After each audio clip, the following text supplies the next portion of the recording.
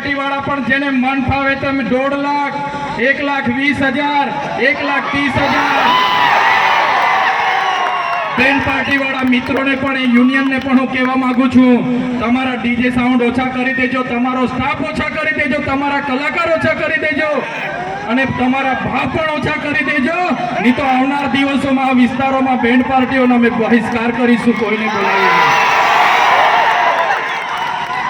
મારા નોકરી કરતા કર્મચારીઓને પણ વિનંતી કરું છું, તમે આદિવાસીના દાખલા પર તમે ભણ્યા છો, તમને આદિવાસીના દાખલા પર નોકરી મળી છે, ત્યારે તમારા ભાઈ બહેનના દીકરા દીકરી શું ભણે છે, એની ફી ભરાય છે કે કેમ, આપણા સમાજની જાગૃતિ માટે કેમ તમે યોગદાન નથી આપતા? તમને પણ મારે બે હાથ જોડીને વિનંતી છે, તમે પણ યોગદાન આપો અને તમે પણ બધાને આગળ લાવવામાં મદદરૂપ થાવ. કોઈનાથી ડરવાની જરૂર નથી, આપણે બધા એક હોઈશું તો કોઈના બાપની તાકાત નથી કે તમને ને અમને કોઈ દબાવી શકે. ત્યારે મિત્રો આજના મંચ પરથી કહીએ છીએ, ભગવાન બિરસા મુંડાનો ઇતિહાસ ગૌરવશાળી છે, આપણા પૂર્વજોનો ઇતિહાસ ગૌરવશાળી છે અને ઇતિહાસમાંથી પ્રેરણા લઈને આપણે આપણા જીવનમાં આગળ વધવું જોઈએ.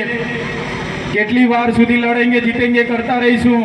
એટલે મારા યુવાનો, તમારો ભણવાનો સમય છે, તમે ખૂબ સારું ભણો, તમારું કેરિયર બનાવો, એવી જ આપ સૌને વિનંતી કરું છું.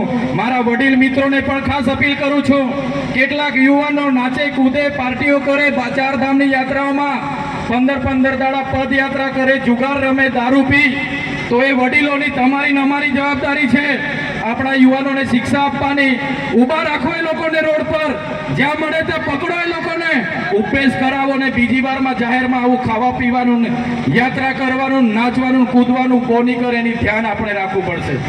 અમે પણ નાચીએ છીએ, અમે પણ ગરબા રમીએ છીએ, દિવાળી પર અમે પણ ઢોલ વગાડીએ છીએ, અમે પણ ડાયરા કરીએ છીએ, પણ સવારે ઉઠીને આપણી શું ટાર્ગેટ છે, શું ધ્યેય છે, આપણે જોવું પડશે.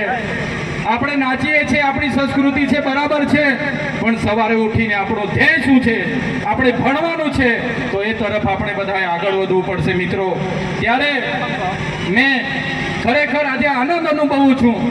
આજના વિસ્તારનું યુવાધન ખૂબ મોટી સંખ્યામાં તમારો સમય લઈને અહીં આવ્યા છો. અહીંયા ઘણા ચૂંટાયેલા પ્રતિનિધિઓ આવ્યા છે, સરપંચશ્રીઓ આવ્યા છે. સૌને મારી અપીલ છે, પોતપોતાના ગામના પોતપોતાના પરિવારને આપણે કઈ રીતના આગળ લાવી શકીએ, આપણા સમાજને કઈ રીતના આગળ લાવી શકીએ, બધા કઈ રીતના આગળ વધીએ તરફ બધાએ ચિંતન કરવું પડશે, મનન કરવું પડશે. અને મંચ પરથી સરકારને છેલ્લી શબ્દોમાં કેમ છું, જ્યાં સુધી અમે સંવાદમાં માનીએ છીએ, સંવિધાનમાં માનીએ છીએ, ત્યાં સુધી તો બરાબર છે. જે દિવસે આદિવાસી સમાજ સંવાદ અને સંવિધાન સાઈડ પર મૂકશે, તે દિવસે આ મૂડીવાદીઓ સામે આરપારની લડાઈ થશે. એ લોકોને કહેવા માંગીએ છીએ, પહેલે રોકેંગે फिर ठोकेंगे, फिर भी नहीं माने और हमारा लोगों को परेशान किया तो फिर ठोकेंगे. આજના મંચ પૂરું પાડનાર નેત્રંગ તાલુકાના જ્યારે પણ આદિવાસી સમાજની વાત આવે, પોતે આદિવાસી બનીને અહીં બિરસા મુંડાની પ્રતિમા જ્યારે મૂકતા હતા, વહીવટી તંત્રએ ખૂબ પરેશાન કર્યા.